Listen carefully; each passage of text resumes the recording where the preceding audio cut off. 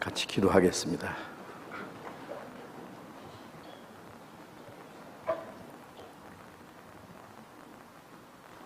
거룩하시고 자비로우신 하늘에 계신 우리 아버지 하나님, 하나님을 멀리 떠나 죄 가운데 행하던 저희를 불쌍히 여기시고 우리가 받아야 될 저주와 심판을 죄 없으신 주님이 대신 담당하시고 우리 대신 죽으시고 흘려주신 그 보배로운 피로 우리의 죄를 영원히 씻어주시고 아무 공로 없이 우리를 구원해 주신 그 크신 은혜에 인하여 감사를 드립니다. 우리를 사망에서 생명으로, 사탄의 권세에서 하나님의 품속에 들어가게 하시고 영원한 하나님의 나라에 들어갈 수 있는 영광스러운 소망을 주신 우리 아버지 하나님, 그 크신 은혜를 인하여 감사합니다. 이 시간 주님의 보배로운 피로 구속함을 받은 저희들 주님 앞에 함께 모여서 주님의 은혜와 영광을 찬송하며 또 주님 안에서 말씀을 배우며 거룩한 교제를 갖게 해주신 주님, 이 시간도 주님이 우리 가운데 함께 계심을 믿고 감사합니다.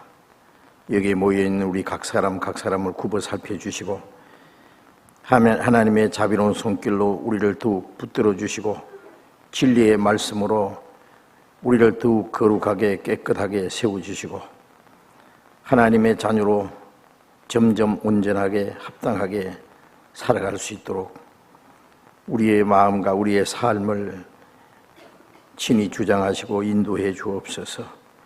주님의 풍성한 은혜로 우리에게 채워주시고 주님의 생명으로 우리에게 더욱 충만케 하시고 주님의 사랑과 지혜로 우리 안에 더욱 가득 채워 주시옵소서. 다시는 이 세상 헛된 것에 마음이 빼앗기지 않고 우리의 헛된 육신의 소욕을 따라 행하지 않도록 우리를 진리 가운데로 하나님의 거룩하신 뜻과 영광을 위해서 살 수 있도록 인도해 주옵소서. 이 시간 함께 참여하지 못한 우리 형제 자매들 일일이 보살펴 주옵소서. 병 중에 있는 사람 속히 건강을 회복시켜 주시고 여러 가지 고통 중에 마음의 시험을 받는 사람들 합당하신 은혜를 베풀어 주시고 한 사람도 실족함이 없게 붙들어 주옵소서. 멀리 외국 땅에서 신앙생활하며 복음을 전하는 우리 형제 자매들 영육간에 합당하신 은혜를 베풀어 주시고 어떠한 형편에 있을지라도 더욱 주님을 의지하며 주님의 복음을 담대히 증거해서 이뤄진 불쌍한 영혼들을 주님 앞으로 더욱 인도하는 큰 역사를 이루게 해 주옵소서. 일본의 큰 재난으로 인해서 고통을 받는 사람들 불쌍히 계시고 그 재난이 속히 중지될 수 있도록 주님 그들이 구원받을 수 있는 기회도 더욱 허락해 주옵소서. 그 모든 재난과 고통을 인해서 그들이 하나님 앞에 얼마나 연약한 존재라는 것을 알고 하나님 앞에 돌아올 수 있도록 구원받을 수 있는 귀중한 기회를 허락해 주시기를 기도합니다. 그리고 일본에 있는 우리 교회 형제 자매들 영육간에 항상 더욱 지켜주시고 이로 인해서 믿음이 약해지는 사람, 실종하는 사람이 없도록 더욱 함께해 주옵소서. 이 시간 우리에게 나타내 주시기 원하시는 주님의 말씀, 주님의 거룩하신 뜻, 우리가 마땅히 어떻게 행할 일들을 더욱 가르쳐 주옵소서. 주 예수님 이름으로 기도드렸습니다. 아멘. 시편 교독하겠습니다. 시편 71편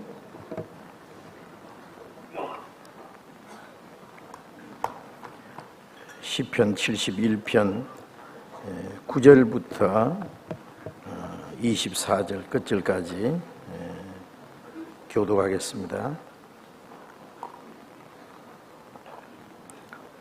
시편 71편 9절부터 24절 끝절까지 교독하겠습니다. 나를 늙은 때에 버리지 마시며 내 힘이 쇠약할 때에 떠나지 마소서.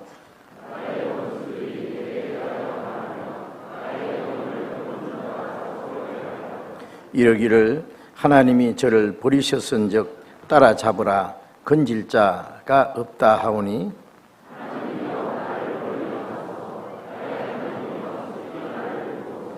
내 영혼을 대적하는 자로 수치와 멸망을 당케 하시며 나를 모해하려 하는 자에게 욕과 수욕이 덮이게 하소서.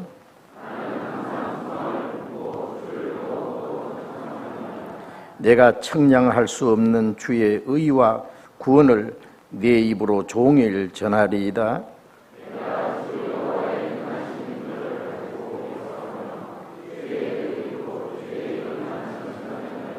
하나님이여 나를 어려서부터 교훈하셨으므로 내가 지금까지 주의 기사를 전하였나이다.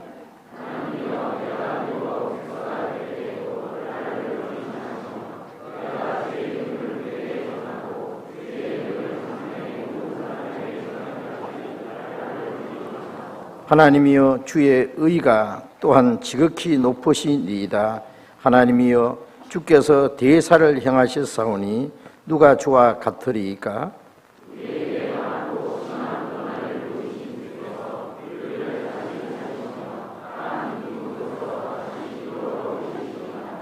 나를 더욱 창대하게 하시고 돌이키사 나를 위로하소서.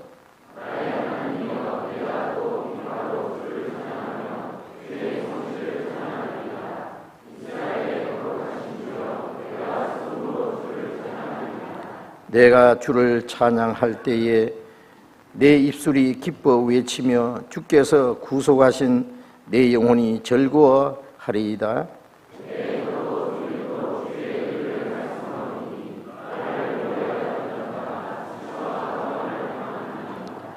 찬양대 찬송해 주시겠습니다.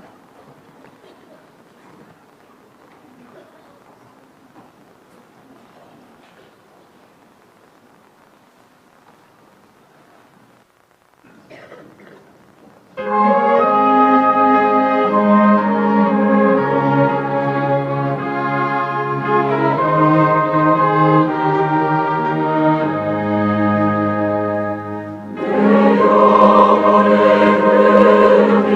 기쁨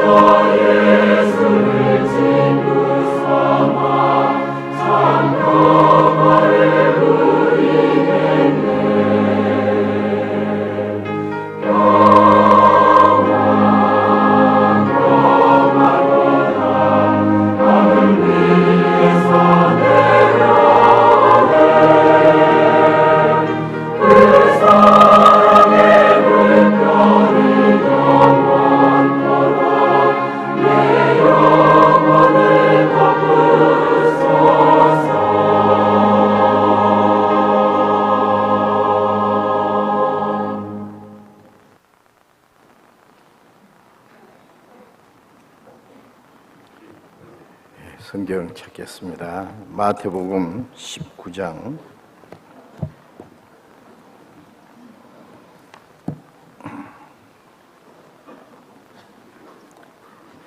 마태복음 19장 16절부터 읽겠습니다.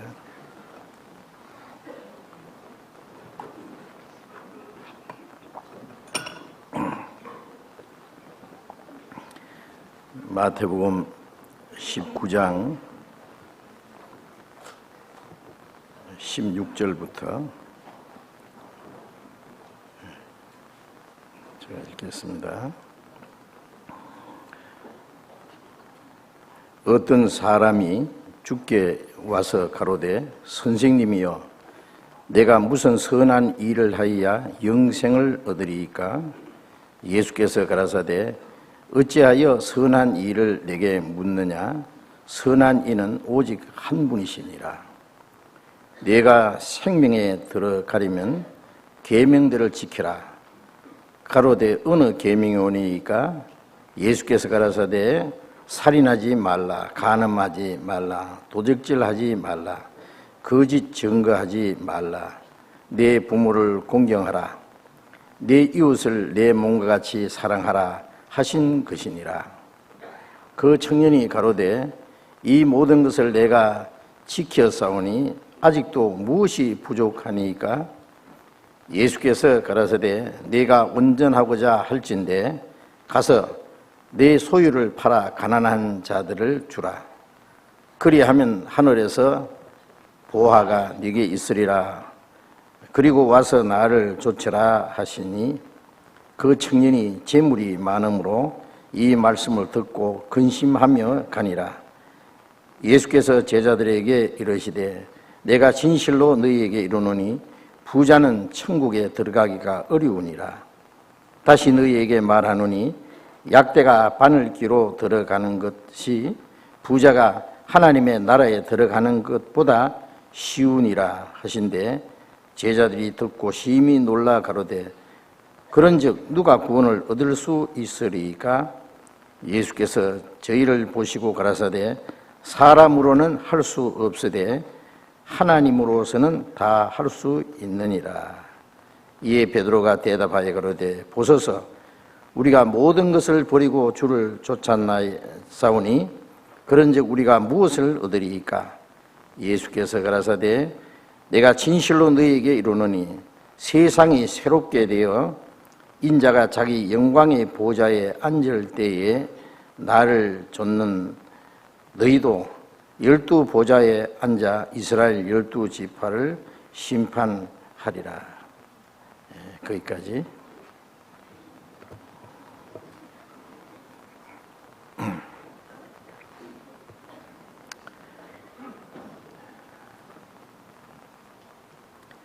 일본에 너무 많은 재난을 인해서 많은 사람이 고통을 받고 우리 교회도 또 역시 많은 고통과 어려움을 당하고 있습니다. 그보다 더 큰 것이 아시는 대로 원전 사고로 인해서 더 큰 위험한 일들이 일어나지 않을까 온 세계가 걱정하고 두려워하고 염려하고 있습니다. 마지막 때에 일어나는 재앙이지만은 아직도 구원받지 못한 많은 사람들이 그 재난을 위해서 죽을 뿐 아니라 그 영혼이 멸망할 것을 생각하면 너무나 안타까운 마음을 금할 수 없습니다. 일본은 가장 가까운 나라면서 우리는 멀리만 느껴졌던 그런 나라이지만은 하나님도 똑같이 그 영혼을 사랑하시고 또 우리에게는 그들에게 복음을 전할 책임이 주어져 있습니다. 가까운 데 있는 사람이나 먼 곳에 있는 사람이나 우리가 함께 복음을 전할 책임이 있고 또 가까이 있기 때문에 더 우리에게 책임이 많다고 느껴집니다. 일본을 위해서 기도도 해주시고 또 일본 교회를 위해서도 기도해 주시고 또 앞으로 일본에 복음을 전하는 그 큰 역사가 일어나기를 저러한 불행을 통해서 그 사람들의 그 마음이 좀 더 낮아지고 인간의 힘으로 할 수 있다는 것은 한계가 있다는 걸 깨닫고 인간이 얼마나 연약한 존재라는 것을 알고 그들의 영혼의 갈등을 느끼고 구원받는 역사가 나타날 수 있다면은 저 재난이 오히려 그들에게 하나님의 축복으로 바뀔 수도 있다고 그렇게 생각이 됩니다. 그런 일을 위해서 함께 기도해 주시기 바랍니다. 마태복음 19장 계속 지금 우리가 배우고 있습니다. 오늘 읽은 말씀에는 역시 아주 중요한 내용이 담겨 있습니다. 먼저 16절을 읽겠습니다. 어떤 사람이 주께 와서 가로되 선생님이여 내가 무슨 선한 일을 하여야 영생을 얻으리이까.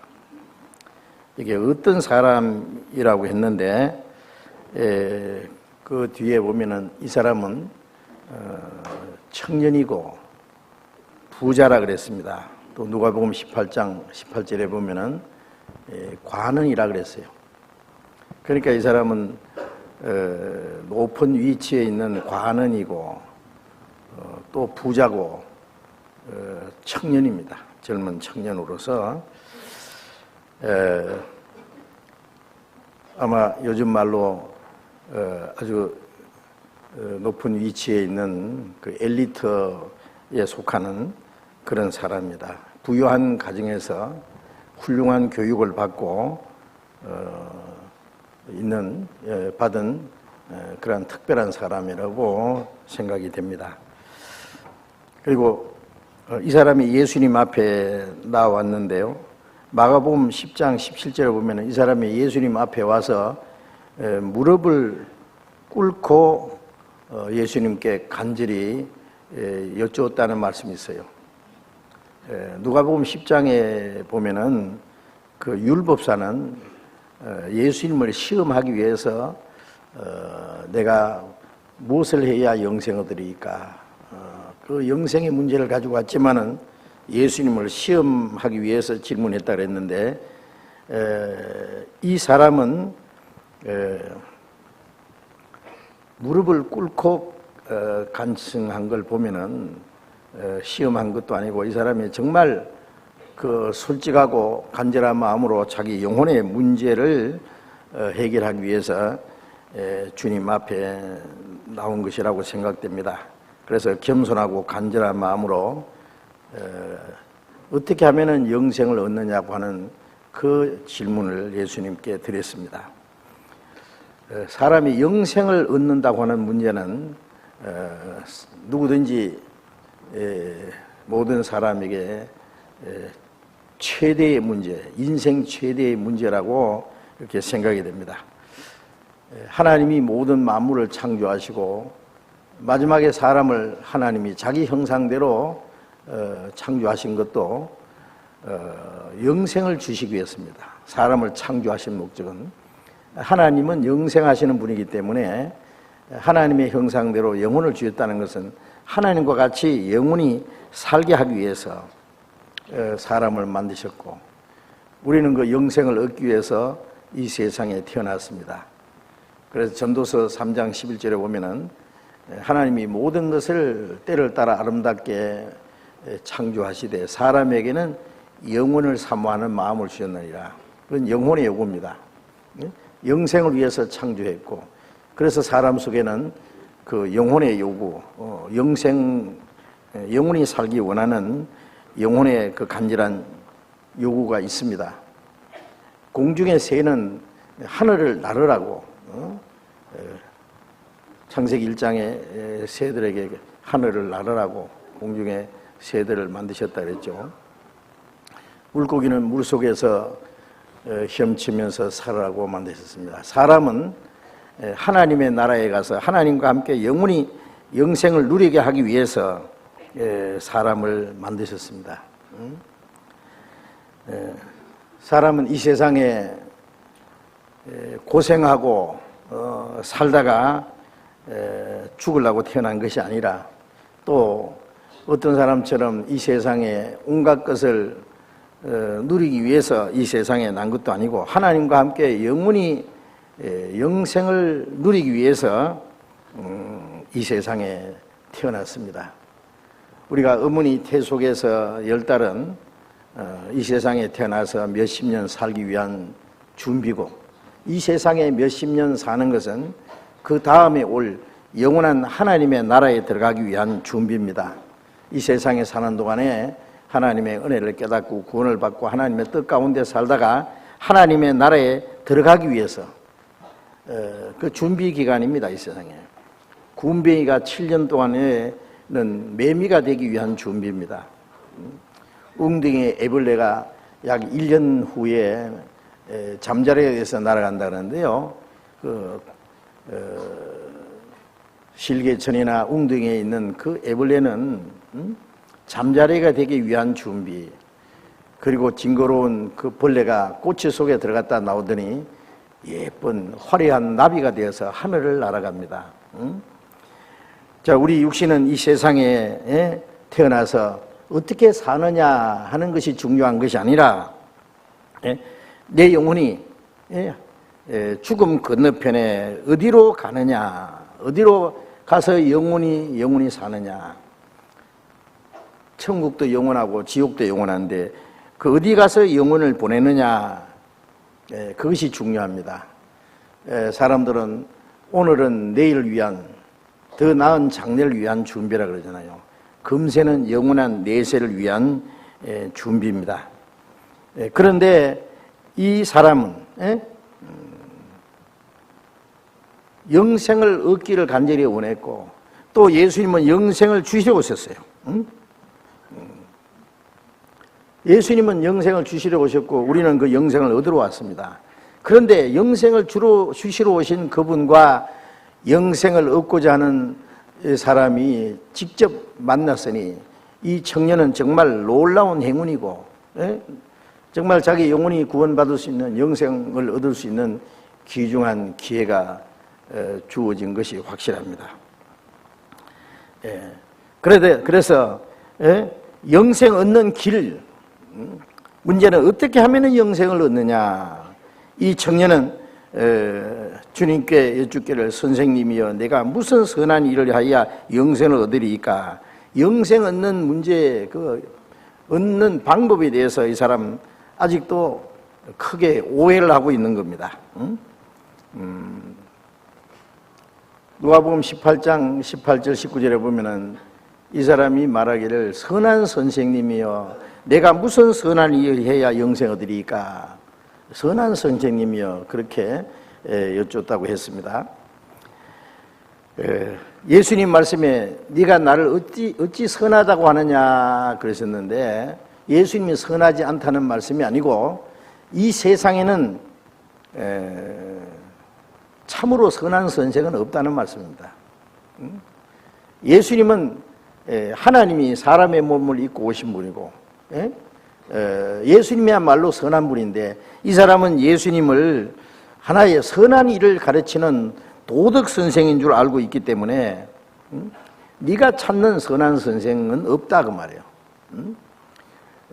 그리고 진정으로 선한 일을 가르쳐줘서 영생 얻는 길을 가르쳐줄 수 있는 그 선한 선생은 없다. 네가 어찌하여 선한 일을 내게 묻느냐. 선한 이는 오직 한 분이시니라 그랬죠. 로마서 3장 4절에 보면은 사람은 다 거짓되되 오직 하나님은 참되시다 할지어다. 그런 말씀이 있습니다. 사람은 다 거짓되다. 오직 하나님만 참되시다. 하나님만 선하시다 그랬어요. 로마서 3장 10절에는 의는 없나니 하나도 없다 그랬죠. 하나님 앞에 의는 하나도 없습니다. 의로운 일은 의인이 합니다. 선한 일은 선한 사람이 합니다. 좋은 열매는 좋은 나무가 맺을 수 있습니다. 하나님은 사람에게 선행을 요구하는 게 아닙니다. 왜 그러냐면 사람은 선하지 못하기 때문에 그렇습니다. 그래서 로마서 3장 12절에 선을 행하는 자는 없나니 하나도 없도다. 하나님 보시기에 참으로 선한 일을 할 수 있는 사람은 하나도 없다는 말입니다. 하나님의 표준에 도달할 수 있도록 선한 일을 할 수 있는 사람은 없다고 말해요. 그래서 로마서 3장 23절에 모든 사람이 죄를 범하였음에 하나님의 영광이 이르지 못하더니 모든 사람이 죄인이고 모든 사람이 죄를 범했기 때문에 하나님의 영광에 하나님의 나라에 들어갈 수 없다 그 말입니다. 주님은 우리에게 그렇게 선언했습니다. 우리가 아는 대로 사람은 나면서부터 죄인입니다. 시편 51장 5절에 내가 죄악 중에 출생하였으며 모친이 죄 중에 나를 잉태했습니다. 죄를 지어서 죄인 된 사람은 아담이고 그 다음부터는 아담 안에서 태어나는 사람은 아담의 자손이기 때문에 죄인의 자손이기 때문에 죄인입니다. 그래서 시편 58편 3절에 악인은 모태에서부터 멀어졌으며 나면서부터 곁길로 나아가 거짓을 말하도다. 나면서부터 죄인이고 나면서부터 악인이고 악인이기 때문에 곁길로 나가서 거짓을 말한다고. 에레미야 17장 9절에는 만물보다 거짓되고 심히 부패한 것은 마음이라. 사람의 마음은 하나님 보실 때 하나님이 창조하신 만물 중에서 가장 거짓되고 심히 부패했다. 완전히 마음이 썩었다 그 말이에요. 그래서 인간이 선을 행하고자 원하지만은 인간이 행하는 선은 하나님 보실 때는 참된 선이 아니다 그 말이에요.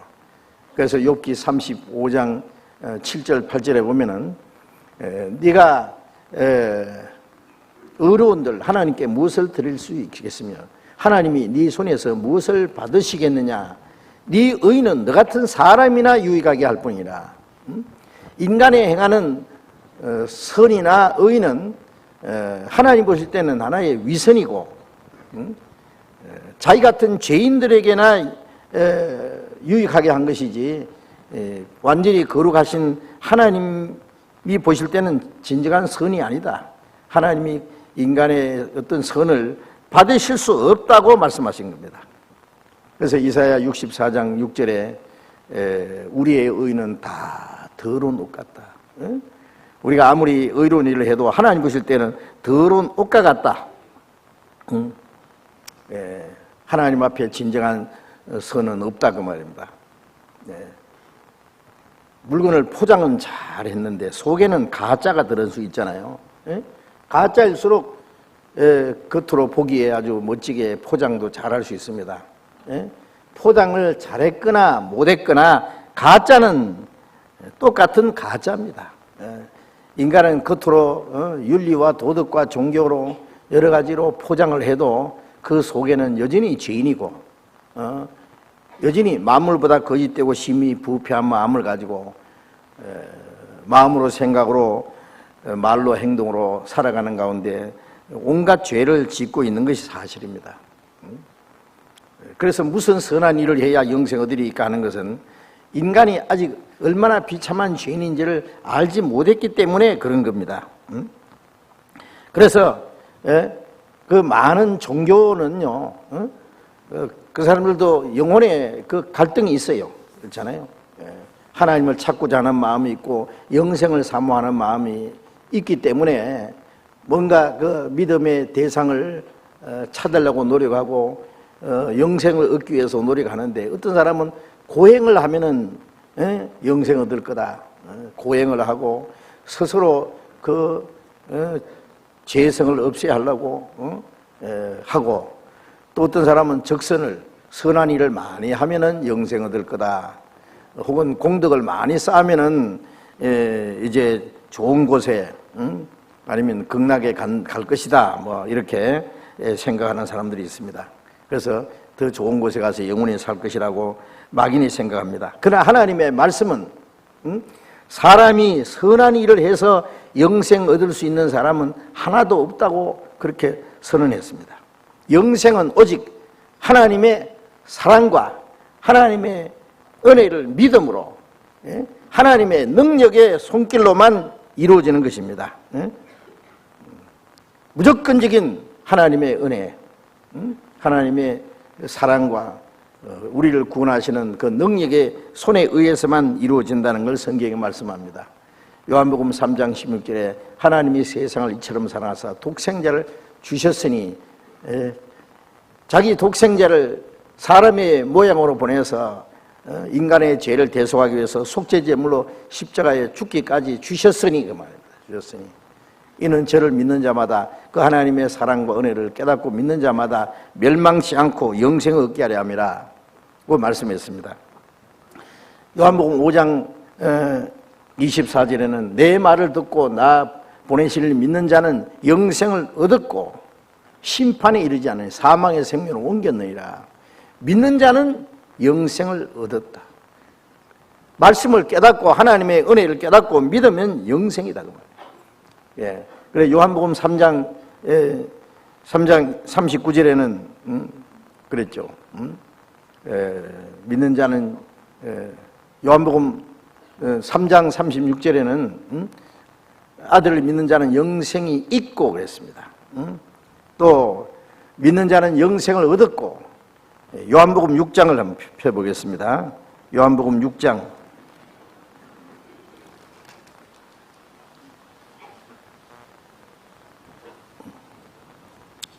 요한복음 6장 39절, 5장 39절을 먼저 읽겠습니다. 5장 39절 같이 읽겠습니다. 너희가 성경에서 영생을 얻는 줄 생각하고 성경을 상고하거니와 이 성경이 곧 내게 대하여 증거하는 것이라. 우리가 성경을 상고하는 첫 번 목적은 영생을 얻는 줄 생각하고 성경을 상고한다. 이 성경이 곧 내게 대하여 증거하는 것이라. 예수 그리스도로 말미암아 하나님의 은혜로 영생 얻는 길을 가르쳐주는 것이 바로 성경입니다. 6장 27절 또 같이 읽읍시다. 썩는 양식을 위하여서 일하지 말고 영생하도록 있는 양식을 위하여 하라. 이 양식은 인자가 너희에게 주리라. 인자는 아버지 하나님이 인치신 자니라. 썩는 양식을 위해서 일하지 말고, 우리의 육신은 썩어질 씨로 된 것이라 그랬고, 이 세상 것들은 언젠가 썩어지고 불타버리고 없어질 것입니다. 그것만을 위해서 살지 마라. 육신의 양식이 필요 없다는 게 아니죠. 그보다도 더 중요한 것은 영생하도록 있는 양식을 구하라 그랬죠. 이 양식은 내가 너에게 주리라. 주님은 영원히 사는 양식을 주러 오셨어요. 예수님은 나는 하늘에서 내려온 산 떡이니 사람이 이 떡을 먹으면 영생하리라. 내 아버지의 뜻은 이것이니 아들을 보고 믿는 자마다 영생 얻는 것이다. 영생 얻는. 하나님이 우리에게 간절히 원하시는 뜻은 예수 그리스도로 말미암아 영생 얻는 것이라고 했죠. 요한복음 6장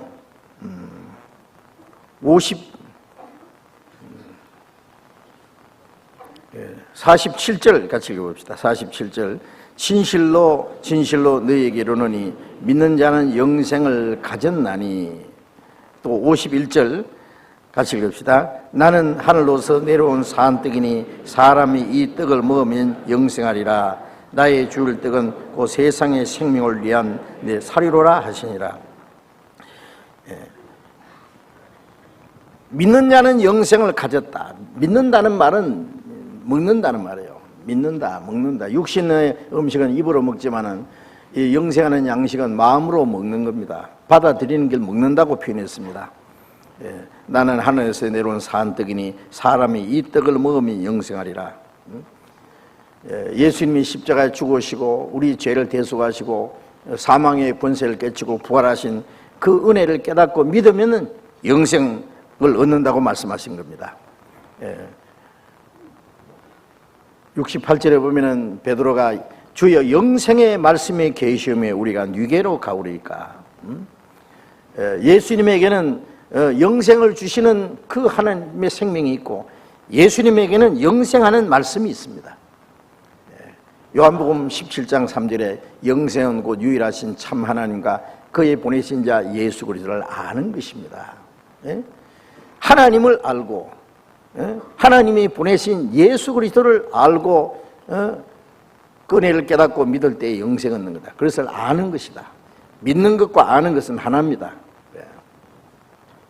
또 요한복음 10장 28절에 내가 저에게 영생을 주느니 영원히 멸망치 아니할 터요 또 저희를 내 손에서 빼앗을 자가 없나이다. 주님이 주시는 영생을 받은 사람은 그 영생은 아무도 빼앗기지 않습니다. 아무에게도 뺏기지 않습니다. 그래서 오직 그 하나님의 사랑과 하나님의 은혜를 깨닫고 믿음으로 우리가 영생을 얻는 겁니다.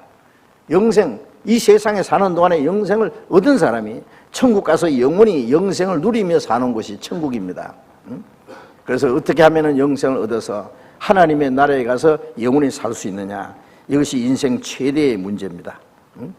그런데 이 사람 영생에 대해서 예수님께 지금 아주 중요한 질문을 드리고 있는데 이 사람 뭔가 잘못 생각하고 있는 겁니다. 내가 무슨 선한 일을 해야 영생 얻으리까? 자, 선한 일을 해서 영생 얻을 수 있다고 생각하는 사람은 이미 선한 일을 했고 이 정도 하면은 영생 얻지 않겠는가, 그런 자부심도 있고, 선한 일을 해서 영생 얻을 수 있다면은 무엇이든지 선한 일을 할 수 있다고 생각하는 사람입니다. 마태복음 19장에 다시 돌아가 봅시다.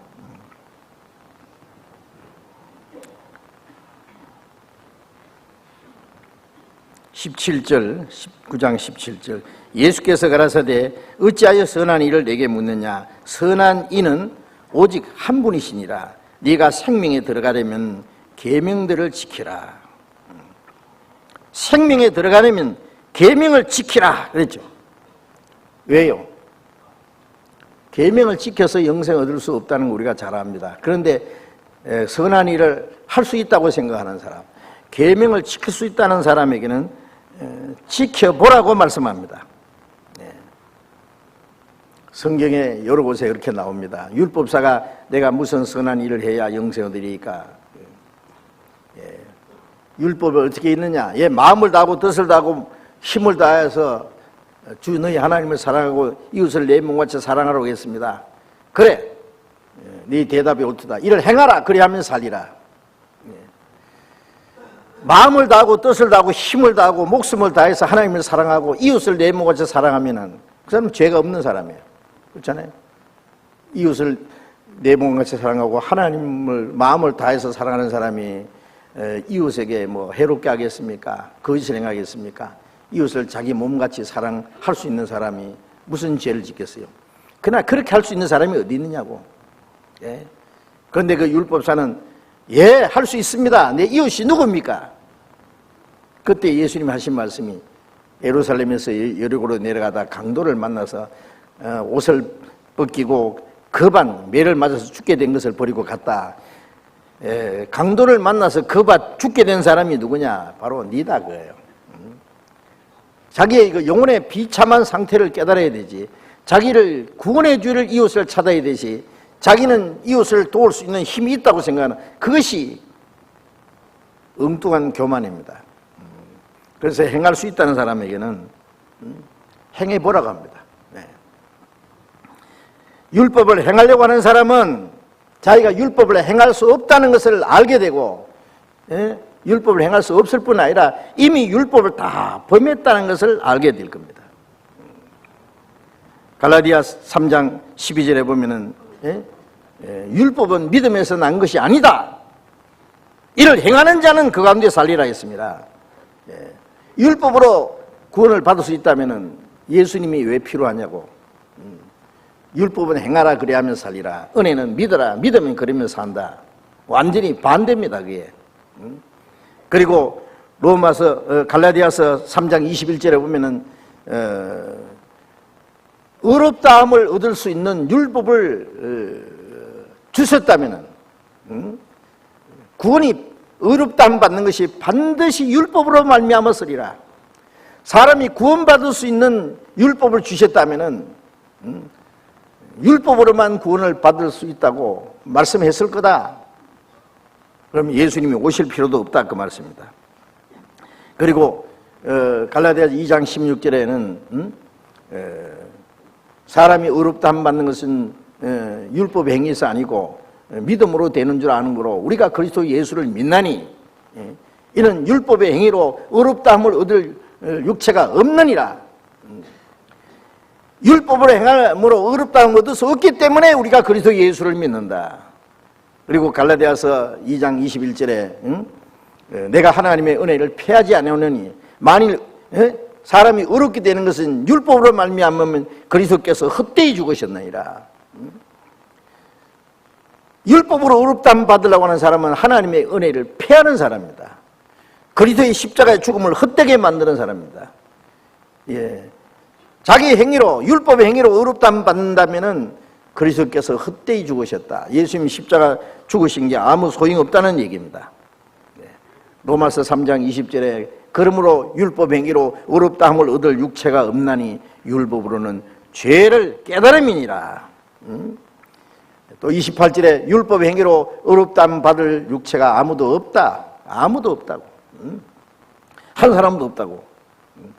로마서 7장 12절에는 율법도 거룩하며 계명도 거룩하며 의로우며 선하도다. 율법의 용어는 거룩하게 의롭게 선하게 살아라는 걸 요구하는 겁니다. 하나님처럼 거룩하게 의롭게 선하게 살아라. 그런데 죄인으로 태어나서 만물보다 거짓되고 심히 부패한 마음을 가지고 살아가는 생활 전부가 죄투성인데 어떻게 하나님처럼 거룩하게 의롭게 선하게 되냐? 그건 전혀 불가능한 겁니다. 그거는 가시나무에서 포도를 맺으라고 사과를 맺으라고 요구하는 거 한 가지입니다. 그렇기 때문에 하나님은 사람에게 아무개도 율법을 지킬 것을 기대하지 않아요. 요구하지 않아요. 그래서 율법을 주신 것은 처음부터 지키라고 주신 게 아니라 왜 주셨느냐? 사람들은 율법 앞에서 죄인인 걸 깨닫고 율법을 다 범했다는 걸 깨닫고 하나님의 심판날이 있다는 것을 하나님 앞에 죄를 깨닫기 위해서 하나님 앞에 그 죄로 말미암아 심판과 멸망받을 운명이 있다는 것을 깨닫게 해주는 것이 율법인데 사람들은 율법이 뭔지도 모르고 지켜야지 지켜서 되려고 지키고자 하는 마음은 좋지만은 그것을 지켜서 천국 갈 사람이 어디 있냐고 한 사람도 없다고 말씀한 겁니다. 그래서 로마서 7장 18절에 내가 선을 행하고자 원하는 마음은 있지만은 선을 행할 힘은 없다. 선을 행하는 것은 없다. 마음뿐이지. 나쁜 나무도 좋은 열매 맺고 싶겠지요. 좋은 열매 맺어서 사람들에게 사랑을 받고 싶지만은 어떻게 나쁜 나무가 좋은 열매 맺느냐고. 죄인은 하나님의 율법을 지킬 힘이 없다. 그래서 갈라디아 5장 4절에 율법의 행위로 의롭다함을 받으려는 사람은 그리스도에서 끊어지고 은혜에서 떨어진 자로다. 율법을 지켜서 의롭다함 받으려고 노력하는 사람은 그 생각은 좋지만은 그 사람은 그리스도에서 끊어지고 은혜에서 떨어지고 멸망이다 그 말이에요. 그런데 죄를 지어서 지옥 가는 사람도 많지만은 온갖 흉악한 일을 하고 멸망으로 떨어지는 사람도 많지만은 평생 교회 다니고 율법을 지키려고 착하게 살려고 하고 그리고 멸망받는 사람도 많이 있다는 것을 성경에 말씀합니다. 그것도 우리가 잘 알아야 되죠. 자, 그래서 그래 율법을 지킬 수 있다고 생각해? 어느 계명입니까? 생명에 들어가려면 계명들을 지키라. 어느 계명입니까? 그랬죠. 18절에 봅니다. 마태복음 19장 18절 가로되 은혜의 계명이 오니까 예수께서 가라사대 살인하지 말라, 간음하지 말라, 도둑질하지 말라, 거짓 증거하지 말라, 내 부모를 공경하라, 네 이웃을 내 몸같이 사랑하라 하신 것이니라. 그 청년이 가로되 이 모든 것을 내가 지켰사오니 아직도 무엇이 부족하니까. 예수님이 십계명에 있는 몇 가지를 말씀했습니다. 살인하지 마라, 간음하지 마라, 도둑질하지 마라, 거짓 증거하지 마라, 네 부모를 공경하라, 네 이웃을 내 몸같이 사랑하라 하신 것이니라. 아, 네 그건 네 모든 걸 내가 지켰습니다. 율법을 지킬 수 있는 사람이 하나도 없다고 했는데 여기 한 사람 있네요. 있잖아요. 이 사람이 정말 지켰을까요? 그리고 누가복음 18장 21절에 보면은 내가 어렸을 때부터 지켰습니다. 그랬습니다. 이 사람은 엄격한 그 이스라엘 율법적인 가정에서 태어나서 어릴 때부터 율법의 교육을 받고 율법을 지키려고 무척이나 노력한 사람이 같습니다. 그래서 율법을 지키려고 노력했고 자기는 율법을 지켰다고 이 자부하는 겁니다. 내가 어렸을 때부터 지켰습니다. 마가복음 10장 21절에 보면은 예수님이 그를 보시고 사랑하사 그랬어요. 야, 너 참 훌륭하다. 네가 어려서부터 율법을 지키려고 했고 너는 율법을 다 지켰다고 자부하니 그건 대단한 거잖아요. 예수님이 그를 보시고 사랑하셨다는 그 말씀을 보면 그 대답이 정말 어느 정도 진실성이 있어 보입니다. 이 사람이 뭐 거짓말로 그렇게 한 것은 아니라고 생각합니다. 문제는 이 사람이 율법을 행하는 일을 크게 오해하고 있는 겁니다. 이웃을 내 몸같이 사랑하라고 한 것도 이웃을 해치지 않았으면 살인하지 않고 간음하지 않고 도질하지 않고 거짓말하지 속에 빼먹지 않고 부모에게 잘하려고 노력하고 그러면은 율법을 다 지킨 줄 알아요. 그러나 그것은 피상적으로 지킨 것이지 껍데기로 지킨 것이지 참으로 지킨 것은 아닙니다. 왜 그러냐면은 로마서 13장 9절에 보면은 살인하지 마라, 간음하지 마라, 도질하지 마라, 네 부모를 공경하라 하신 모든 말씀이 있지만은 네 이웃을 네 몸같이 사랑하라 하는 이 계명 가운데 다 들었느니라. 마태복음 22장에 보면은 예수님이 그러시더니 마음을 다하고 뜻을 다하고 목숨을 다하고 힘을 다해서 주 너희 하나님을 사랑하라. 그리고 네 이웃을 내 몸같이 사랑하라. 이 두 계명은 모든 율법의 대강령이니라. 율법 10계명을 둘로 딱 놓으면은 마음을 다해서 뜻을 다해서 목숨을 다해서 하나님을 사랑하고 그리고 하나님을 그렇게 사랑할 수 있는 사람은 이웃을 내 몸같이 사랑할 수 있습니다. 그 두 가지 지키면은 율법 다 지키는 거고 그 두 가지 범하면은 율법을 다 범하는 겁니다. 그런데 이 청년은 율법을 지켰다고 하는데 이웃을 내 몸같이 사랑하라 그것도 지켰다고 했습니다. 왜 그것을 지켰다고 자부하느냐 하면은 자기는 이웃을 해치지 않았다고 합니다. 성경에 하지 마라 하지 마라 하지 마라 10계명 중에 하라는 건 2가지뿐입니다. 하지 말라는 게 8가지입니다. 그런데 그 나쁜 짓 하지 않았으면은 자기는 이웃을 사랑했다고 생각하는 거예요. 그러나 아니죠. 내 몸같이 살아라. 이웃을 살아야 돼. 얼만큼 내 몸같이. 내가 이 모든 걸 지켜 싸우니 아직도 무엇이 부족하니까. 이 사람은 참 대단한 사람입니다. 이제 뭐 부족한 게 뭐 있습니까? 마태복음 19장 21절 봅니다. 21절 같이 읽읍시다.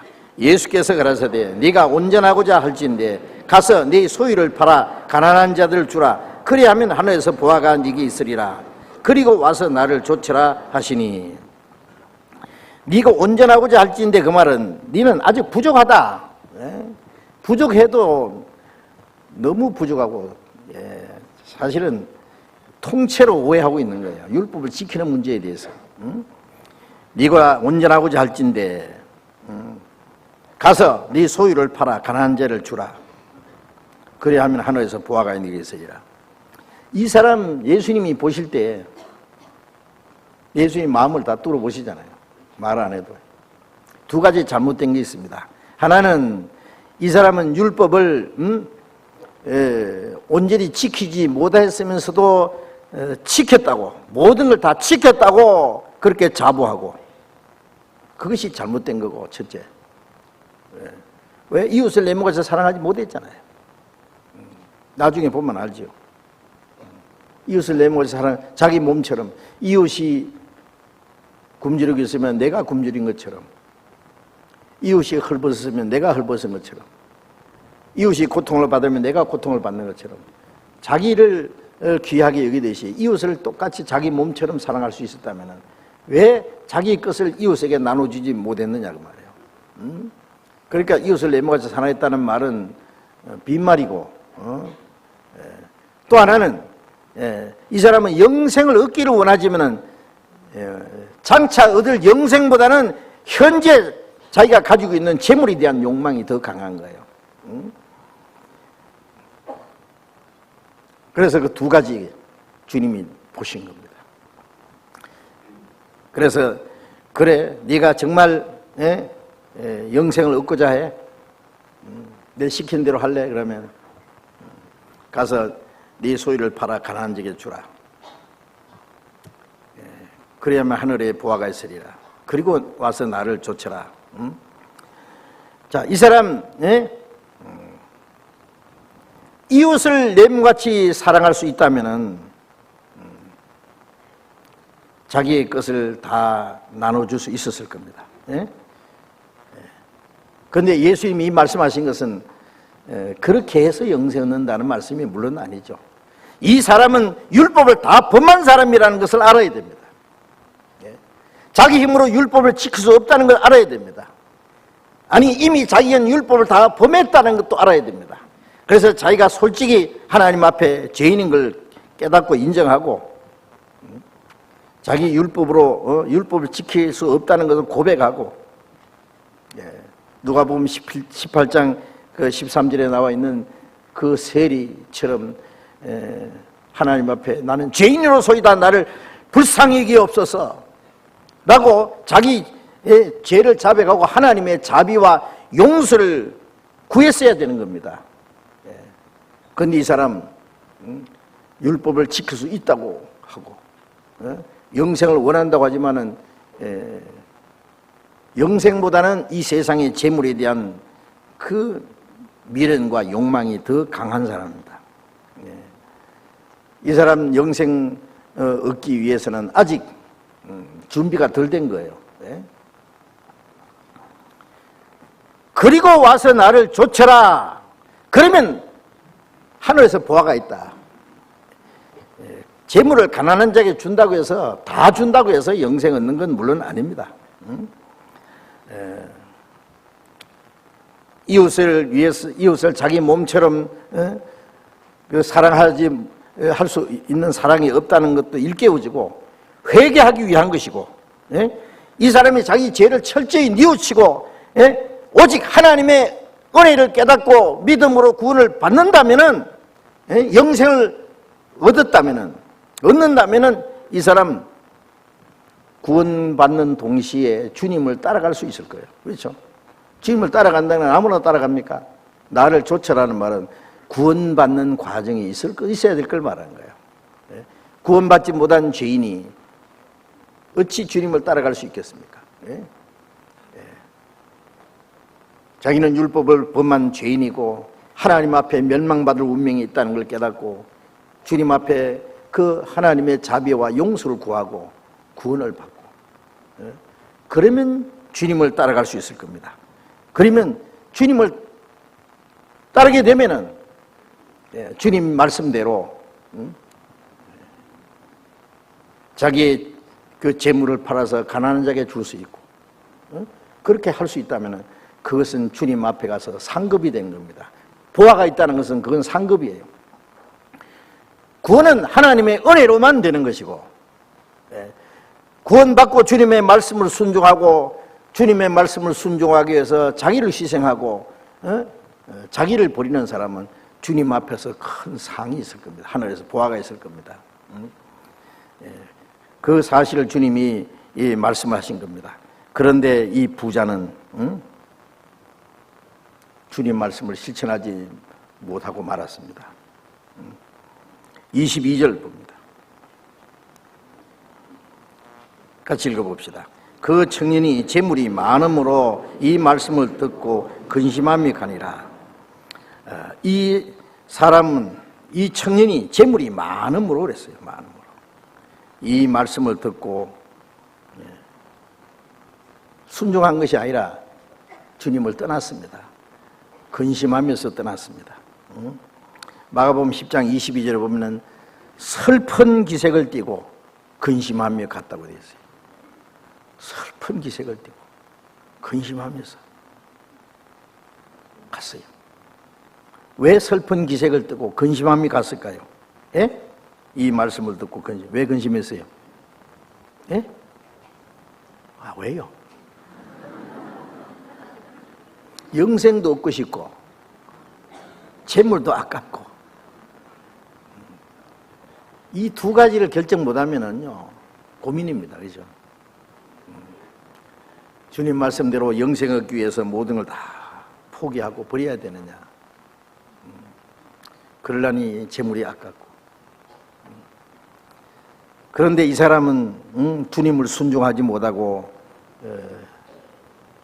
순종하기를 거절하고 주님을 떠난 것은 재물이 많은 부자였기 때문입니다. 이유가 그겁니다.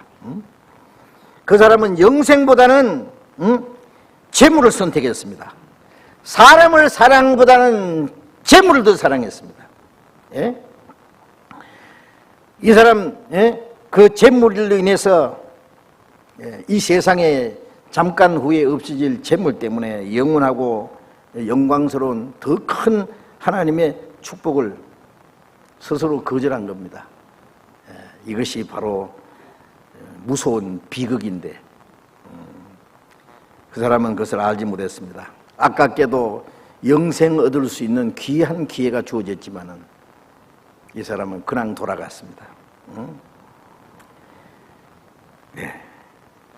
영생 얻는 것은 나중 일이고 지금 당장 세상에 사는 동안에 재물이 더 중요하다고 생각하는 거예요. 이 사람. 장차 얻을 영생보다는 현재 재물을 더 크게 여기고 이 재물이 그 사람 마음을 붙잡고 재물이 이 사람 마음의 우상입니다. 골로새서 3장 5절에 그랬잖아요. 탐심은 우상 숭배니라. 이 사람 마음의 탐심이 신이에요. 하나님과 재물을 겸하여 섬길 수 없다고 했잖아요. 이 사람 마음의 탐심이 이 세상 재물이 그 사람 마음을 붙잡고 있는 신인데 그걸 버려야 되는데 누가복음 12장 15절에 예수님 말씀에 삼가 모든 탐심을 물리치라 그랬잖아요. 사람의 생명이 그 소유에 넉넉한 데 있지 아니하니라. 삼가 모든 탐심을 물리치라. 사람이 세상에 사는 것이 돈 많은 데 있는 게 아니라 재물 많이 모으는 것이 사람 사는 목적이 아니다. 세상 사는 사람들 보면 많은 사람들이요 오로지 재물을 어떻게 많이 얻어서 쌓고 또 쌓고 그것을 위해서 사는 것 같아요. 예? 죽을 때는 자기가 짊어지고 갈 겁니까? 예? 안고 갈 겁니까? 참 어리석은 겁니다. 재물이 자기를 행복하게 해주리라고 생각해요. 재물이 자기에게 모든 평안을 주리라고 생각해요. 재물이 자기의 장래를 책임져 주리라고 생각합니다. 예. 이 사람 마음속에 그것이 딱 잡고 있기 때문에 이 사람은 아직 영생 얻을 자격이 없습니다. 그 모든 것들이 자기 마음에 참된 평안과 행복을 주지 못하는 것을 철저히 깨달을 때까지 이 사람은 영생 얻을 자격이 없는 거예요. 그래서 주님은 그 사람에게 영생 얻는 길을 구체적으로 말씀해 주시지 않고 그냥 돌려보냈습니다. 그 철저히 모든 걸 깨달을 때까지. 누가복음 12장 20절에 예수님 말씀이 그랬잖아요. 부자가 열에 쓸 물건을 많이 쌓아두고 내 영혼아 편히 쉬고 먹고 마시고 즐거워하자고 했을 때 하나님은 이러시되 이 어리석은 자여 오늘 밤에 네 영혼을 도로 차되면은 네가 예비한 것이 네 것이 되겠느냐? 네? 오늘 밤에 하나님이 네 영혼을 불러가시면은 네가 지식을 쌓아놨던 돈을 쌓아놨던 명예를 쌓아놨던 네 거냐 그거예요. 누가복음 6장 24절 25절에 보면은 이제 화 있을진저 너희 부유한 자여, 네가 네게 임할 고통을 위해서 울리로다. 화 있을진 자여, 이 배부른 자여, 네가 줄이리로다. 화 있을진 자여, 이제 웃는 자여, 네가 슬피 울며 고통할 것이다.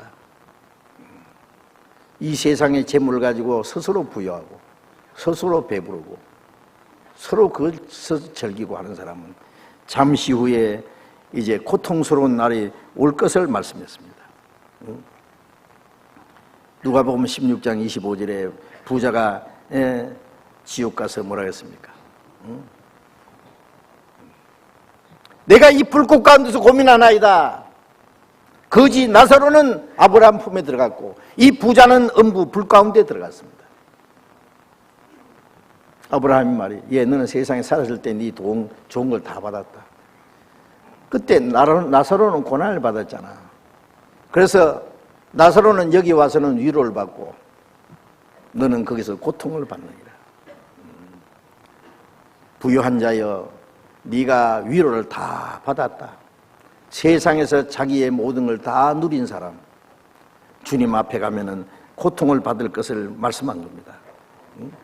야고보서 5장 1절부터 3절까지 보면은 이제 부유한 자여, 네게 임할 고통을 인하여 슬피 울고 애통할지어다. 너희 재물은 썩었다. 너희 옷은 좀 먹었다. 너희가 말세의 재물을 쌓았다. 아주 강력하게 책망하신 겁니다. 그것으로 인해서 스스로 만족하는 사람. 자, 우리가 여기서 깊이 생각해야 될 것이 있습니다. 이 세상 것에다가 소망을 두고 거기에 자기의 욕망을 걸어놓고 거기에 위로와 만족을 얻으려고 그러고 거기서 자기가 행복을 찾으려고 그러고 그것이 자기 장래를 책임지려고 하는 사람은 그것이 책임지겠습니까? 그게 신이냐고, 그게 하나님이냐고 책임지게. 우리는 얼마나 연약한 존재라는 걸 깨닫고 하나님을 떠나서는 하나님의 위로와 하나님의 은혜와 구원이 아니면 우리는 살 수 없다는 걸 알아야 됩니다. 이 세상에 사는 동안에도 그렇고 일본의 재난을 만나는 사람 보세요. 눈 깜짝할 사이에 모든 걸 다 잃어버렸습니다. 집도 재산도 자기 생명도 순식간에 잃어버립니다. 누구든지 언제든지 그런 일이 일어날 수 있습니다. 우리가 얼마나 연약한 존재라는 것을 깨닫고 하나님 앞에 겸손하고 간절한 마음으로 자기 영혼의 구원을 받고 언제든지 하나님 나라에 들어갈 그 확실한 소망을, 믿음을 가지고 살아가야 될 텐데, 마태복음 19장 23절 보겠습니다. 마태복음 19장 23절, 예수께서 제자들에게 이르시되 내가 진실로 너희에게 이르노니 부자는 천국에 들어가기가 어려우니라.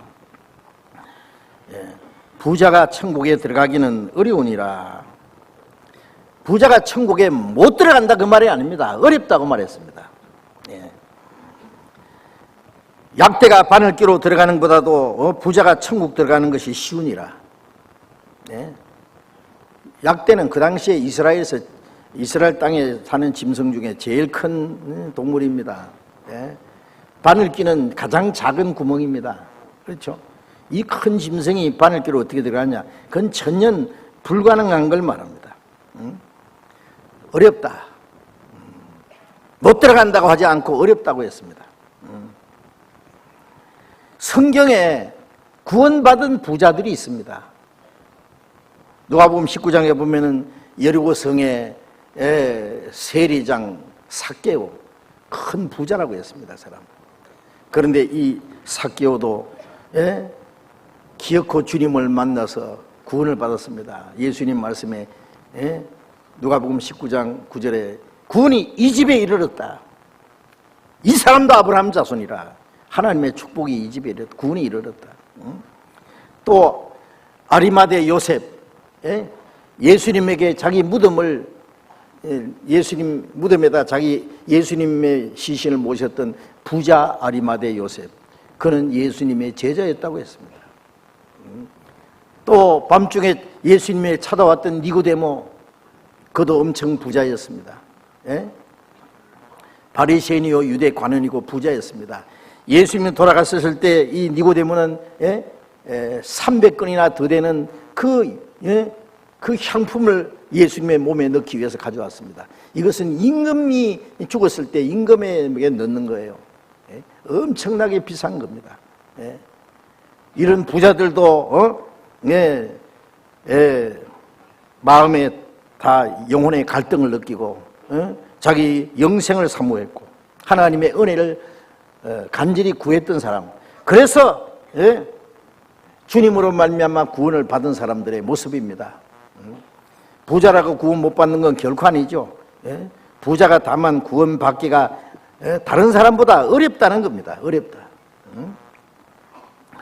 재물이 많은 연고로 하나님의 필요성을 느끼지 않는 거예요.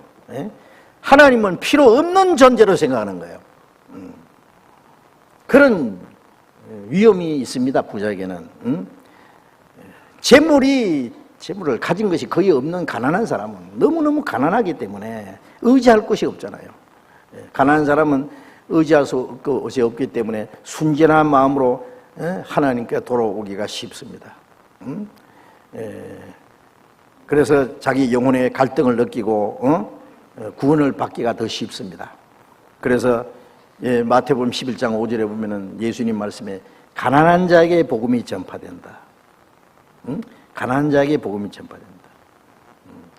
야고보서 2장 5절에도 하나님은 가난한 자를 불러서 믿음에 부유하게 하시고, 그래서 대개 보면은요 가난한 사람이 많이 구원받죠. 부자들은 참 구원받기 어렵습니다. 국가적으로도 부자 나라는 복음이 잘 안 들어가요. 유럽의 여러 나라들 기독교 국가입니다. 옛날에 그때 한때 이 구원의 역사가 있었던 곳입니다. 미국도 한때 복음의 역사가 있었습니다. 물론 지금도 있겠지만 아주 약해졌습니다. 복음이 일찍 들어갔기 때문에 육신적으로 하나님이 물질적으로도 축복해 주셨죠. 그런데 이제는 어떻게 했습니까? 자기들은 하나님의 축복을 받아서 너무 잘 산다는 거예요. 육신이 잘 사는 그것으로 만족하고 자기 영혼의 갈등을 느끼지 못해요. 그 조상들은 그렇게 하지 않았습니다. 영국에서 신앙의 자유를 얻기 위해서 미국으로 건너간 청교도들, 제일 먼저 자기 집보다도 교회당을 먼저 건축했다 그러잖아요. 그리고 복음을 전했습니다. 유럽에도 17세기, 18세기 당시에 구원의 역사가 한바탕 있었습니다. 그러나 지금은 그 역사가 거의 꺼지고, 그 유럽의 사람들 얘기 들어보면은요, 그들은 육신적으로 너무 부유한 그것이 하나님의 축복이라고 생각하고, 자기 영혼의 구원에 대해서는 관심이 없는 겁니다. 교회 다니는 사람들도 하나님의 축복을 받아가지고 잘 산다는 거예요. 자기 영혼이 오늘 밤에 죽으면 어디로 갈지, 자기가 거듭나지 않으면 하늘나라 볼 수도 없다는 주님의 말씀은 한 번도 생각하지 않습니다. 관심이 없습니다. 그래서 가난한 사람이 하나님 앞에 돌아오기 훨씬 쉬워서 우리가 부자가 되지 않은 것을 감사해야 됩니다. 그렇죠? 엄청난 부자였으면 여기 오기가 어려웠을지 몰라. 그렇죠? 저도 마찬가지입니다. 제가 어려서부터 너무 가난하게 자랐어요. 그래서 제가 구원받기가 쉬웠다고 생각합니다. 그런데 가난한 사람 중에도요, 가난한 사람 중에도 오로지 세상 욕망으로 꽉 찬 사람이 있어요. 가득 채워진 사람. 지금은 가난하지만은 앞으로 돈을 많이 벌어가지고 부자가 돼가지고 잘 살아보려고 하는 그 마음, 오로지 이 세상 것만 추구하고 앞으로 부자입니다. 제가 어떤 사람 만났는데요, 조그마한 가게를 하고 있는데 너무 어렵게 살아요. 그 가게도 빌려가지고 하는 거예요. 세 주어서. 이 사람 소망이 돈 많이 벌어가지고 자기 가게를 가지는 것이에요. 그리고 가게를 가지고 되면 그 다음에는 큰 집을 하나 사겠대요. 그 다음에는 이제 빌딩을 하나 짓겠대요. 그 다음에 돈 많이 벌면 빌딩 하나 더 짓겠대요. 예, 그 사람은 이제 돈 많이 벌면 고급 자동차 타겠죠. 이제 고급 승용차 타면 자가용 비행기 타고 싶을 거예요.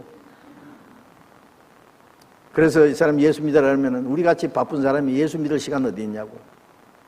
예수 믿는 것은 한가한 사람이 부자들이나 교회 다니는 것이지 우리 같이 이렇게 먹고 살기 바쁜 사람이 영혼이고 천국이 있고 그 시간 생각할 시간 어디 있냐고. 이 사람은 앞으로 부자입니다. 그죠? 앞으로 부자. 이 사람 복음 못 듣습니다. 이 사람 부자처럼 여전히 구원받기가 심히 어려운 사람입니다. 마음이 너무 부자입니다. 예수님 그러셨잖아요.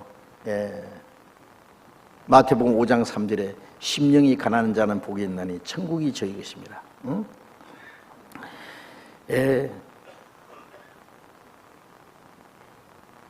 육신이 부자라도 마음이 가난해질 수 있습니다.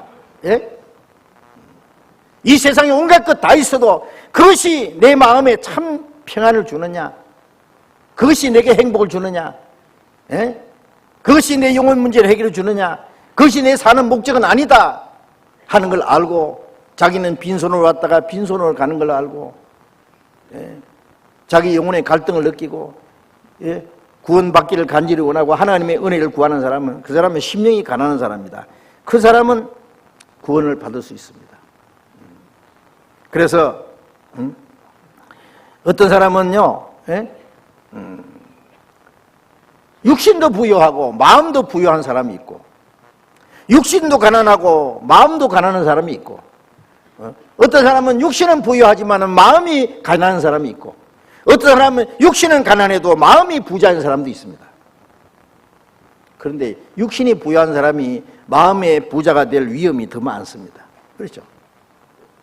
육신은 가난해도 마음의 부자인 사람들도 꽤 있어요. 그 사람은 이 세상 일에 너무 바빠서 자기 영혼에 대해서 하나님에 대해서 생각할 시간이 없습니다. 자, 우리가 이런 문제를 좀 생각할 수 있습니다. 이제 구원은 오직 하나님의 은혜와 하나님의 능력으로만 받을 수 있다는 걸 압니다. 마태복음 19장 25절 봅니다. 제자들이 듣고 심히 놀라 가로되 그런즉 누가 구원을 얻을 수 있으리까? 예수께서 저희를 보시며 가라사대 사람으로는 할 수 없으되 하나님으로는 다 할 수 있느니라. 제자들이 듣고 심히 놀랬다 그랬습니다. 그러면 부자는 다 지옥 간다는 말입니까? 네? 그 다음에 어떻게 되는 겁니까? 예수님 말씀에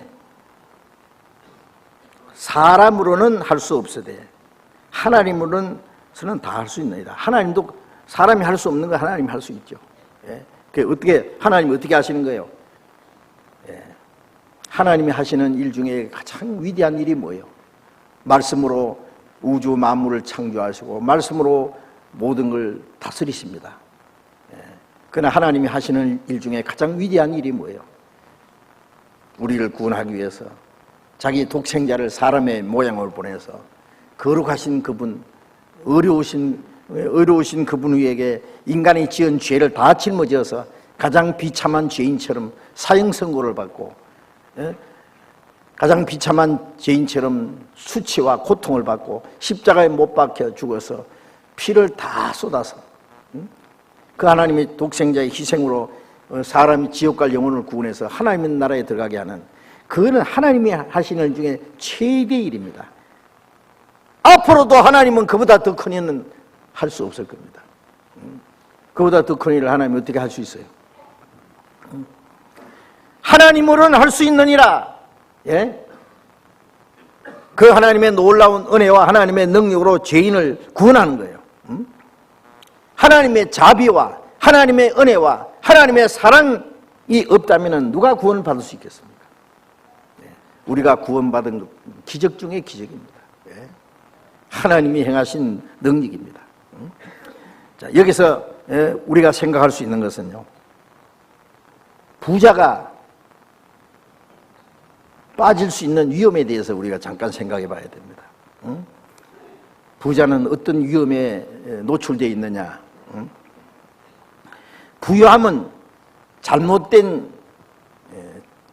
자만심과 잘못된 자존심을 갖게 합니다. 돈이 많으면 무엇이든지 할 수 있다고 생각합니다. 돈이 많으면, 돈만 있으면 자기가 원하는 걸 다 할 수 있다고 생각합니다. 가질 수 있다고 생각합니다. 돈만 많으면 무슨 문제든지 해결할 수 있다고 생각합니다. 돈만 많으면 사람도 자기 마음대로 부릴 수 있다고 생각합니다. 재물만 있으면 하나님 없이도 살 수 있다는 착각에 빠질 수 있습니다. 그게 부자의 위험입니다.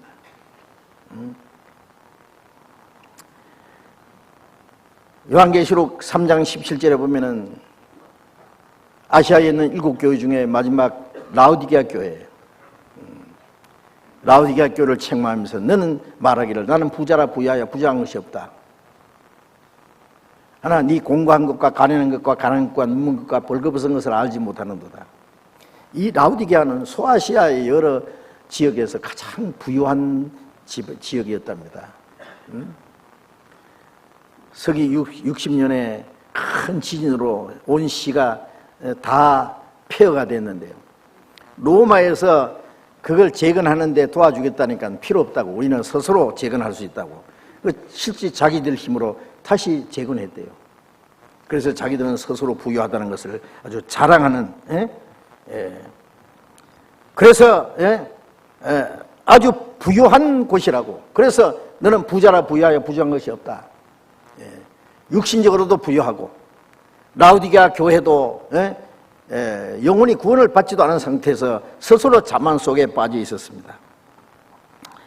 그래서 그 부유한 것은, 스스로 부유하면은 나는 부자라 부유하여 부유한 것이 없다, 그 자만 속에 빠져서요.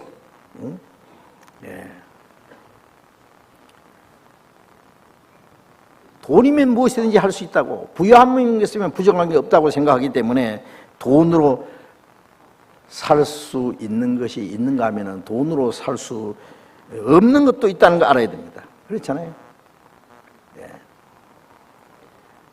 스스로 자만에 빠져서 자신이 하나님이 된 듯, 하나님의 필요성을 완전히 자기 생활에서 그냥 배제해버리는 그런 위험에 빠진 겁니다. 그리고 부유함은 세상의 헛된 것을 추구하게 합니다. 세상 헛된 것에 마음이 집착하도록 합니다. 마태복음 6장 21절에 보면은 네 보물이 있는 곳에 네 마음도 있네라 했잖아요. 보물 있는 곳에 마음도 있고 마음 있는 곳에 보물도 갑니다. 그 자기가 쌓아놓은 보물에 마음이 쌓여 있습니다. 그래서 네 보물을 땅에 쌓아두지 마라. 땅에 쌓아둔 사람은 마음이 그게 걸려 있어요.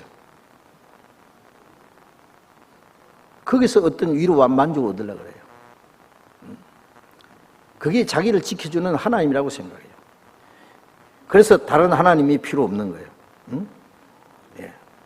오직 세상에 대한 욕망, 세상의 것으로 만족 얻으려고 하기 때문에 다음에 오는 세상을 생각하지 않아요. 오직 금생만 생각하지요. 세상에 소망을 두고 있기 때문에 다음에 올 하나님의 나라에 대해서는 생각하지 않습니다. 이 세상에 온갖 좋은 것이 있기 때문에 자기는 죽을 수 없다고 생각합니다. 그걸 끝까지 거머쥐고 죽을 때까지. 어떤 사람은 죽을 때도 너무 억울해가지고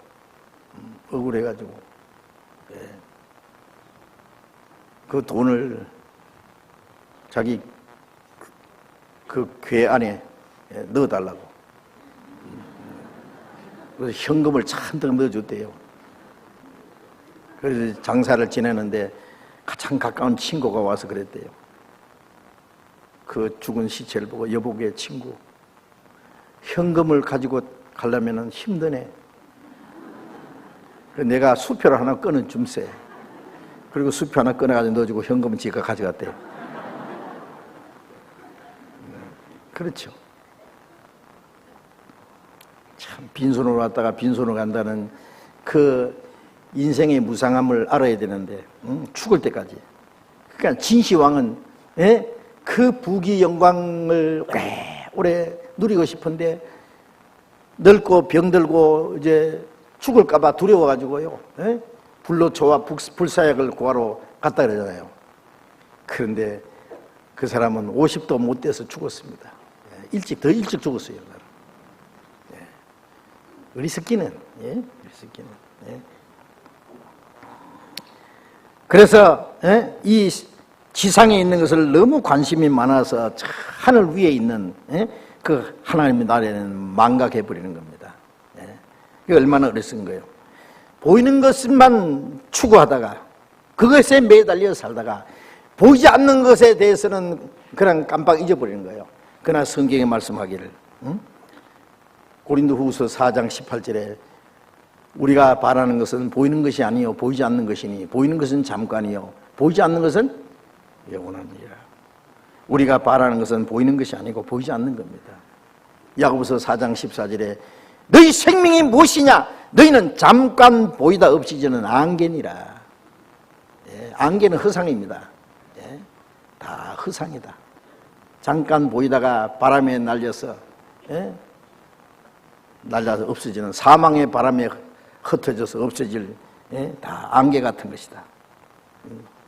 그리고 부요함은 사람을 이기주의로 만듭니다. 재물을 많이 가진 사람은 더 가지려고 노력하고 더 가지고 싶어 합니다. 그게 넉넉하다는 것은요, 자기가 가진 것 가지고는 넉넉하다고 안 한대요. 자기 가진 것보다는 더 많이 가지는 것을 넉넉하다고 하는 그런 말이 있습니다. 그렇습니다. 사람은 아무리 많이 가져도 만족하지 않습니다. 많이 가진 사람은 더 많이 가지려고. 그리고 많이 가진 사람은 자기가 이제 가진 그것으로 인한 안력함, 부요함, 그걸 잃어버릴까봐 두려워합니다. 그걸 잃어버릴까봐 걱정합니다. 그 자기 가진 것을 잘 지키려고 항상 긴장하고 누가 뺏어갈까봐 없어지지 않을까. 그렇죠. 그래서 재산이 많은 사람은 걱정이 더 많습니다. 그거 지키려고. 그래서 그 부자는 배부름으로 자지 못한다 말했잖아요. 가난한 자는 잠을 잘 잔다 그랬어요. 부유한 사람이 그 부유한 게 별로 좋은 게 아닙니다. 자기가 가진 재물을 그게 필요한 사람에게 나눠주겠다는 생각보다는 그것을 더욱 움켜쥐고 그게 매달리고자 하는 충동에 잡힙니다. 그게 부자의 위험이다 그 말이에요. 재물이 자기에게 평안과 안전을 줄 수 있다고 생각합니다. 자기의 모든 걸 책임질 수 있다고 생각합니다. 그래서 그것을 더 끌어모으려고 하는 생각밖에 없습니다. 그러나 하나님의 말씀은 그와 반대입니다. 잠언 11장 24절 25절에 보면은 흩어구제하여도 부하게 되는 일이 있고 과도 아껴도 가난하게 될 뿐이니라. 남을 부하게 하는 자는 부하게 될 것이요 남을 윤택하게 하는 자는 윤택하게 되리라. 전도서 12장 1절 2절에 보면은 네 식물을 물에 던지라. 그러면 여러 날 후에 도로 차더리라. 7에게나 8에게 나누어 지을지어다. 재난이 언제 임할지 알지 못합니다. 재난이 일어나서 다 없어지기 전에 빨리빨리 나눠줘라 그 말이에요. 식물을 물에 던지면 또 내려가잖아요. 근데 여러 날 후에 도로 찬다는 건 뭐예요? 하나님도 그 사람에게 다시 돌려주시고 그것이 자기에게 큰 축복이 됩니다. 제가 제일 처음에 목회했던요, 대구에서 조금 떨어진 그 농촌교회인데요. 옥포라는 동네 그 교회당에 제가 그때 총각 전도사로 있을 때요. 뭐 설날이나 뭐 또 명절 또 뭐 추수감사절 되면은 너무 많이 가져와요. 먹을 것도 많이 가져오고 막 좋은 거 다 가져오거든 교회당에. 제 혼자 사는데 그거 어떻게 다 먹어? 그래서 이제 가난한 사람 찾아다니면서 동네에요. 나눠줍니다. 가난한 사람들. 그런데 저 동네 저 한쪽 구석에 또랑가에 움막을 짓고 사는 할아버지 한 분이 있어요. 아무도 안 도와줘. 불쌍한 할아버지인데. 그래서 내가 물어봤어요. 저 할아버지 동네에서 좀 도와주면 좋을 텐데 왜 안 도와주세요? 그러니까 그럴 이유가 있대요. 그 할아버지가 옛날에 그 동네에서 제일 부자였대. 그런데 자기 집에 머슴들, 일꾼들 일 시켜놓고 그 품삯을 깎고 아주 깍쟁이 노릇하고 남 불쌍한 사람 도와주지 않고.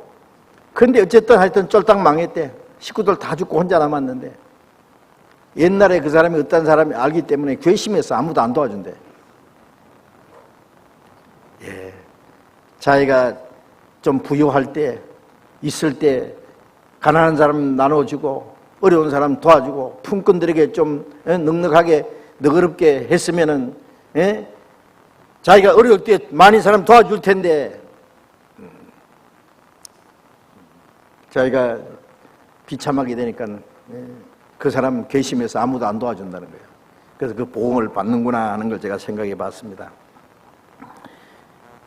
누가복음 6장 38절에 보면 주라 그래 하면 줄 것이요 흔들어서 눌러서 넘치도록 안겨주리라. 내가 남에게 주면 하나님이 주셔. 얼마나 주시느냐? 흔들어서 눌러서 넘치도록 안겨준다 그랬어요. 하나님이 주십니다. 정말 주신다고 약속이 돼 있어요. 과도히 아껴도 가난하게 된다.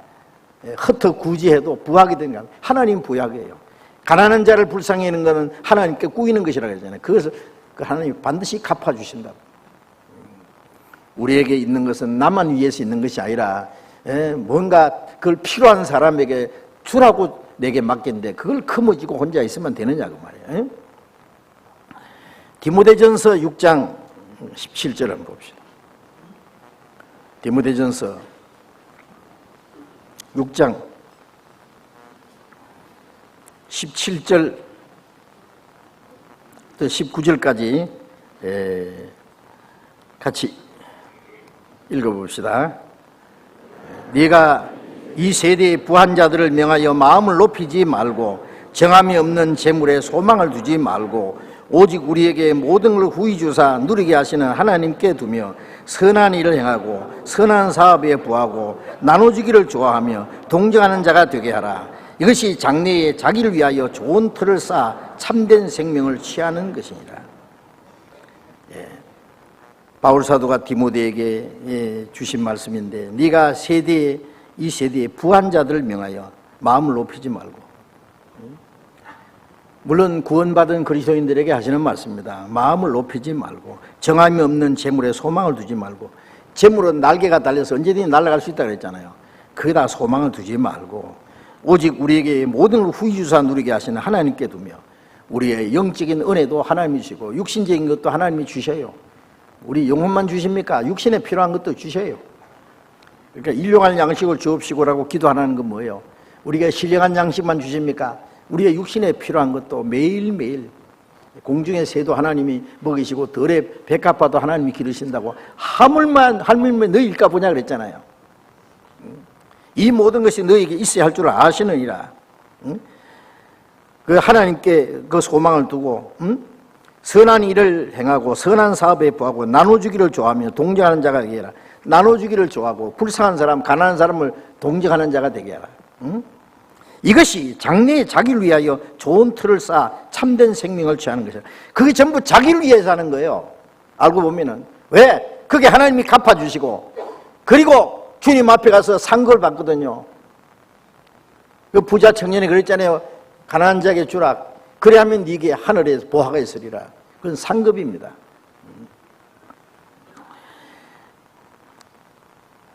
마태복음 이제 조금만 더 봅시다. 마태복음 19장 27절 봅니다. 이에 베드로가 대답하여 가로되 보소서 우리가 모든 것을 버리고 주를 쫓았나이사오니 그런즉 우리가 무엇을 얻으리이까? 예수께서 가라사대 내가 진실로 너희에게 이르노니 세상이 새롭게 되어 인자가 자기 영광의 보좌에 앉을 때에 나를 좇는 너희도 12보좌에 앉아 이스라엘 12지파를 심판하리라. 자, 제자들이 우리는 전부 다 버리고 주님을 쫓았습니다. 그러니까 무엇을 얻을 거 없습니까? 이게 베드로 참 성급해. 예? 우리는 다 버리고 주님 따랐는데 그 말이 맞아요. 응? 마태복음 4장 18절에 보면은 예수님이 그 베드로와 야고보와 요한 다 어부였잖아요. 예? 예. 나를 쫓으라 그러니까 배고 그물이고 자기 부모고 가족들이고 다 버리고 주님을 따랐습니다. 3년 반 동안 주님을 따라다녔습니다. 따라다니면 얼마나 많은 고생을 했습니까? 응? 예. 열심히 주님을 쫓았습니다. 마태복음 16장 24절에 누구든지 나를 따르려거든 자기를 부인하고 자기 십자가를 지고 나를 쫓을 것이나 주님을 따르려면 자기를 부인하고 십자가는 뭐예요? 고난입니다. 모든 걸 희생하고 고난을 받아야 된다. 그리고 그렇게 주님을 따른 사람의 대가는 뭐냐? 그 대가는 있습니다. 모든 걸 버리고 주님을 따르기 위해서 희생과 고난을 당한 사람 금세와 내세에 하나님이 약속하신 상급과 영광이 있습니다. 누가복음 22장 28절 이하에 보면은 예수님이 제자들에게 너희는 나와 함께 고난을 받고 나와 함께 이 고통을 받았으니 너희가 나와 함께 그 보좌에 앉을 것이다. 나와 함께 영광을 받을 것이다. 나와 함께 이스라엘 다스릴 것이다. 예. 구원받는 것은 주님의 은혜로만 받는 것이지만은 주님을 따르기 위해서 주님의 말씀을 순종하기 위해서 고난을 받는 자기를 희생하는 거기에는 상급과 영광이 있습니다. 그리스도의 싸움에 동참한 사람은 그리스도의 승리에도 영광에도 같이 참여할 겁니다. 이 세상의 전쟁에는요 출전해가지고 그 승리를 해도 잠시 후에 그 사람은 다 잊어버리죠, 그죠? 그리고 대한 그 보상은 아주 약할 수 있습니다. 그게 충분한 국가적인 보상을 받지 못하는 수가 있지만은 그리스도의 전쟁에는 그리스도의 고난에 참여하는 그 싸움에는 그렇지 않습니다. 예? 그리스도의 고난에 함께 참여한 사람, 그 전쟁에 함께 참여한 사람은 주님의 그 승리에도 그 영광에도 함께 참여할 겁니다. 주님과 함께 고난에 참여한 사람은 주님과 함께 영광의 멸류관을 받게 될 겁니다.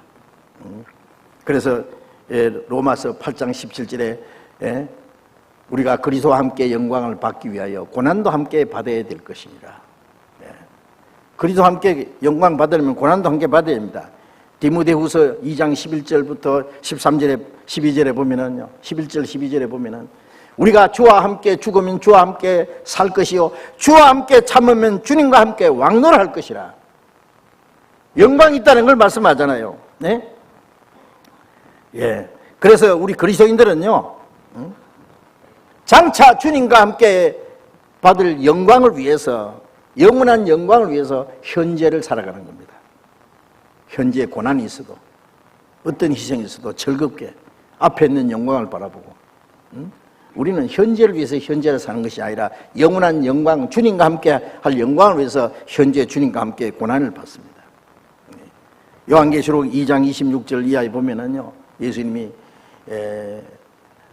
나와 함께 이기는 자는 나와 함께 보좌에 앉을 것이다. 내가 이기고 아버지 보좌에 함께 앉은 것 같이 하리라. 이기는 자는 나와 함께 보좌에 앉으리니, 예. 내가 이기고 아버지의 보좌에 함께 앉은 것 같이 하리라. 예. 요한계시록 3장 21절에도 똑같은 말씀하셨어요. 주님과 함께 고난의 싸움에 참여한 사람은 주님과 함께 영광의 보좌에, 그 승리에 같이 참여합니다. 예. 우리는 그것을 잊지 말아야 됩니다. 모든 걸 버리고 주님을 쫓아 싸우니 무엇을 얻으리까? 예, 우리는 주님께 놀라운 걸 얻습니다. 우리가 세상에 주님을 따르기 위해서 버릴 것보다도 주님 앞에 가서 받을 그 영광은 비교할 수 없이 크고 많습니다. 예? 비교할 수 없이. 그래서 현재의 고난은 우리에게 장차 나타날 영광과 좋게 비교할 수 없다. 고린도후서 4장 17절에 우리가 잠시 받는 환난에 경한 것이 영원하고 영광에 중한 것을 이루게 하미니, 예? 지금 우리가 받는 고난은 아주 경한 것이 작은 것이다. 그러나 우리가 장차 받을 영광은 너무 크고 중요한 것이다. 예. 우리가 지금 희생하는 것은 정말 하찮은 겁니다. 예. 예. 잠시 후에 없어질 것들입니다. 그러나 그것을 가지고 희생하면 영원하고 신령하고 영광스러운 것을 주시겠다는데, 예? 주님을 따르기 위해서 친구를 버린 사람은, 예? 그리스도 안에서 새로운 친구를 주시잖아요. 예? 함께 구원받은 형제 자매들, 예? 정말, 예? 육신의 가족보다 더 친한 친구들, 어떤 친구는 형제보다 더 친밀하니라. 그렇습니다. 진실한 친구를 주십니다. 가는 곳마다 우리 교회가 있고, 가는 곳마다 형제 자매가 있고, 결코 외롭지 않습니다. 19장 26절 봅니다. 또 내 이름을 위하여 집이나 형제나 자매나 부모나 자식이나 전토를 벌인 자마다 여러 배를 받고 영생을 상속하리라. 예, 내 이름을 위하여 집이나 형제나 자매나 부모나 자식이나 모든 걸 벌인 자는 여러 배를 받고, 여러 배 받는다는 건 뭐예요? 가는 곳마다 우리 집이고, 가는 곳마다 형제 자매가 있고, 예? 가는 곳마다 정말 세상 친구가 아닌 진실한 친구, 그 형제 자매의 교제에, 예? 참여하게 된다 그 말이에요. 예. 주님 오실 날 너무 가까운 거 여러분 느끼시죠? 정말 주님이 오시는 발자국 소리가 너무 크게 들리는 것 같습니다. 예? 예. 우리는 잠시 후에 주님을 만날 때 세상에서 낮고 천대받던 사람이 하나님 나라에서 위대한 영광스러운 자리에 앉을 겁니다. 그리고 세상에서 그때는 위대하고 부유한 사람들, 이 세상에서 높임을 받던 사람들, 그때는 영원한 수치와 고통을 받게 될 겁니다. 우리는 이 사실을 알아야 됩니다. 우리는 가치관이 확실하고 삶의 목적이 확실하고 살아가는 방법이 세상 사람과는 전혀 다릅니다. 우리는 이제 구원함을 받았고 주님을 따르는 사람들입니다. 주님을 따르기 위해서 주님의 말씀을 순종하고 우리에 있는 모든 것을 다 희생할지라도, 또 우리가 어떠한 고난을 받을지라도 멀잖아 주님 앞에 설 그때를 생각하며 그 영광을 바라보며 주님을 끝까지, 주님을 따라가는 발걸음이 결코 피곤하지 않고 실망하지 않고 끝까지 주님을 따라야 되겠다는 그런 마음이 더욱 간절해집니다. 같이 기도하겠습니다. 자비로우신 우리 아버지 하나님,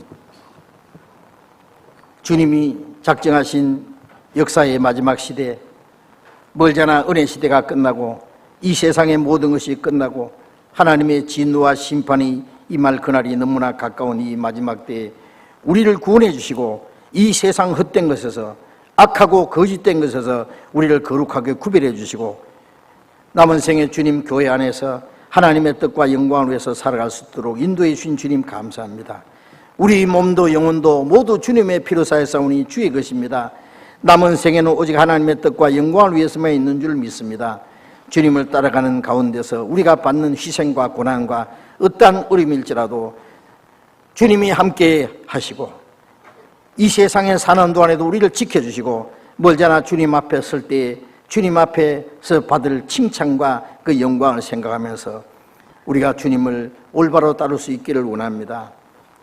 오늘 주님이 주신 이 귀한 말씀을 생각하면서 이 세상에서 가난한 자를 불러서 하나님의 부유함을 주시고 영원한 천국에 들어갈 수 있는 그 소망을 주시고 영원한 생명을 주신 주님 감사합니다. 우리의 남은 생에 오직 우리를 구원하신 주님을 위해서 하나님의 영광을 위해서만 올바로 살아갈 수 있도록 우리 모두를 다스려 주시고 우리 모두를 주님 뜻대로 귀하게 사용해 주시옵소서. 주 예수님 이름으로 기도드렸습니다. 아멘.